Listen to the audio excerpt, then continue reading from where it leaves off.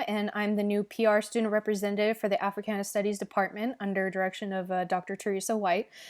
Today I'm going to go over a really cool application that CSUN students and faculty have access to. And that is basically the Google applications. A lot of the times, a lot of students and staff don't know the benefits behind having access to these apps, and they can really be very beneficial to you if you know how to correctly utilize them. They are a great form to collaborate, to save documents, so that way you don't take up all the space on your computer. And I'm basically going to kind of go over the gist and the overview of everything, and hopefully you guys will get something out of it. And if you guys have any questions, you guys can go ahead and email me, and let's go ahead and get started. So first of all, I'm going to want you guys to go ahead and open up your browser, whether that's Google Chrome or Safari. It doesn't really matter. I prefer Google Chrome, seems to load faster. And I'm going to actually go ahead and sign out of my account right now. I'm in my work account. And so what I want you to do is you're going to basically just go to google.com. You can go ahead and just go to google.com, and it's basically going to just bring you back around to the same sign in, just for those of you that don't have Google as their browser, just in case. So you're gonna, excuse all my emails. So I'm gonna go ahead and use, actually, let me go back a second. I'm gonna use my CSUN one. So you're gonna go ahead and sign in. And one of the first things that you're gonna notice here, oops, okay, sorry about that. So one of the first things that you're gonna notice about Google itself is, when I mean Google applications, a lot of people don't understand what that means. So Google happens to be more than just a search engine. So if you go ahead and click on these boxes over here, if you kind of hover over it, you see how it says Google Apps right there. And so basically you have your Google search engine, which many of you guys are familiar with. You also have Gmail. You have your Google Calendar, Google Drive, Documents, Sheets, and Slides. And Documents is kind of like Word. It's very similar. Sheets is like Excel, and Slides is like PowerPoint. If you click more, there's a lot more that Google has to offer. There's Hangouts, there's Forms, and even if you click even more from Google, it's going to take you basically to all of the different Google products that Google has to offer. So basically within this, you can find different add-ons that you could add to your browser, as I have over here. I have a couple of them. You can do YouTube, you can do news. There's so much that you have to choose from. But today we're going to kind of go over just the basics. So let me go back. So let's go ahead and click over here on this guy. So first things that I want to kind of go over, most importantly, is your mail. You guys are probably going to see some of my mail there, but it's okay. So basically what you do here, this here is probably one of the most simple, user-friendly email boxes that, are probably out there in the market right now. Basically, you have the ability to star an email if it's important. This one is not important. It's just a draft email, and it'll tell you right here if you're in the middle of an email. If you click on this, for example, so here, let's see, this was a draft that I left off on. So if I go ahead and check that out, it will take me right back to the draft. So anything that says draft, it means that you left on it, which is kind of neat. A lot of email browsers and a lot of different applications don't do that. So first things first, let's go ahead and basically kind of go over what is everything on this screen, because it's a lot. So as you can tell, compose here is to basically generate a new email. Down here you have the option to pick from different fonts.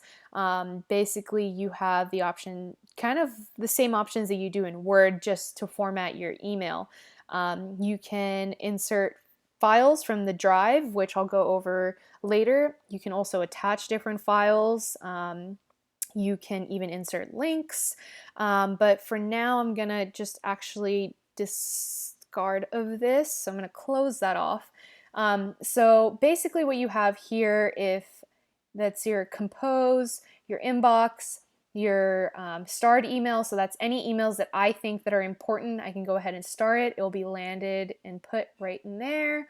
You have your important emails, which you can go ahead and mark as important, drafts, and there's so many other different little functions that you have down here, which we don't necessarily need to get into right now since we're just going over the basics.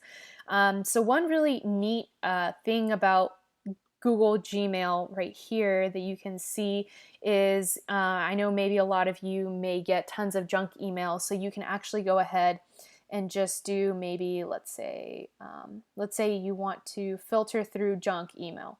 So what you would basically do is, let's say the CSUN one, this probably won't be junk because I actually care about this kind of thing, but basically what you would do is you click on the email and then you just go ahead and drop down more, and you go to where it says report spam, or you can go ahead and even block it if you'd like.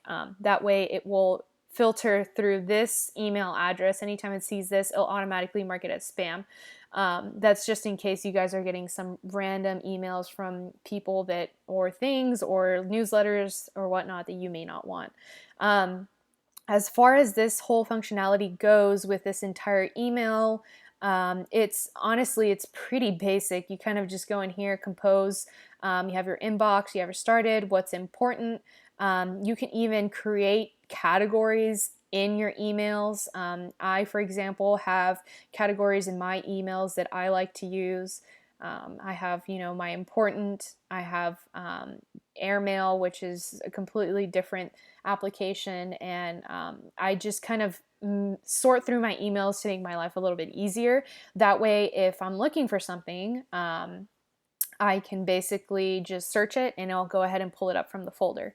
One cool thing is, let's say you were talking to somebody about a project and you couldn't remember where that email went. You don't have to go through all of these. As you can tell, there's a lot of emails that are in here. All you basically have to do is just go up here and let's just say newsletter. Let's put that in there and search. Anything basically containing the word newsletter will come up. Now, there's been a lot of emails going back and forth with the topic newsletter, but basically it's going to come up if you do newsletter. Let's say Dr. White, it will come up with only her emails, as you can see here. So you can refine your search. It's kind of like Google search within your mailbox, which is really neat. So that's a pretty cool function. Another different thing is maybe for staff, or if you're collaborating with different students, you can have, these are kind of the most frequent people that I talk to in my email, so it automatically puts them in here.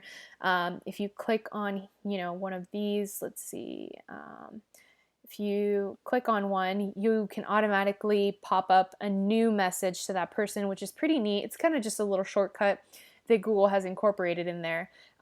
Another thing here is if you go to your settings, let's say you want it to be, I don't know, more compact. You can kind of play with that. Let's say you want it just comfortable. It's a larger display, or maybe you want it, in a cozy view, which just kind of just tightens the screen a little bit. That way it looks not as big. You can also go ahead and go over here. Oops, that's the wrong one. Let me go back. Let me go back to my inbox. So right here is just basically the little arrow where you can kind of go through all your emails. Pretty basic and simple things. But other than that, that's kind of the overall gist of it. If, let's say, you want to maybe possibly either, let me see, where'd it go? Let's see. Oh, print, yeah. Sometimes maybe there's, certain things that come in that you want to maybe print out or just keep for your own personal reference, just in case you like printed emails. You can go ahead and hit print, and if you print it out, it's going to give you a PDF version, and you can just go ahead and send that off. And as you can see here, it's a nice, tight little PDF version that you can have instead of copying and pasting that into Word. So yeah, that's basically kind of the overall of it. Here's just another function that they have, which is the refresh button, but it's also the same as, refreshing the page.